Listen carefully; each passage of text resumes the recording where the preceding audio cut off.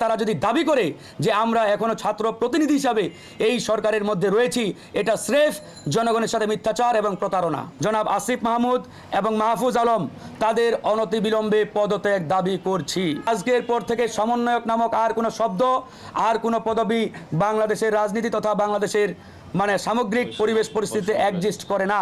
আপনারা খেয়াল করবেন, যখন এই সরকার গঠিত হয় 8ই আগস্ট, সেদিন তারা বলেছিল যে আমরা ছাত্র প্রতিনিধি হিসাবে 3 জন এই অন্তর্বর্তীকালীন সরকারে অন্তর্ভুক্ত হচ্ছি।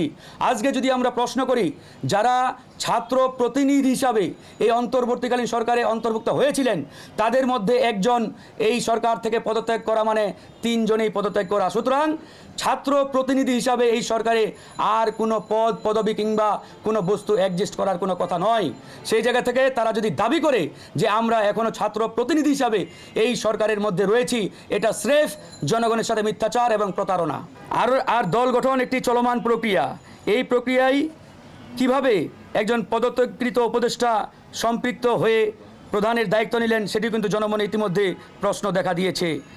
আর 3 জন ছাত্র উপদেষ্টা তারা যে রাজনীতির মাধ্যমে উত্থান এবং যে রাজনীতির মাধ্যমে তারা উঠে এসেছে, তাদের নেক্সাস কিন্তু একই, অর্থাৎ তারা একই প্ল্যাটফর্ম থেকে আন্দোলন সংগ্রামের মাধ্যমে এই অন্তর্বর্তীকালীন সরকারে তারা অন্তর্ভুক্ত হয়েছেন। সুতরাং আমরা সরকারের নিরপেক্ষতা নিশ্চিতে বাকি যে 2 জন ছাত্র উপদেষ্টা অর্থাৎ জনাব আসিফ মাহমুদ এবং মাহফুজ আলম তাদের অনতিবিলম্বে পদত্যাগ দাবি করছি।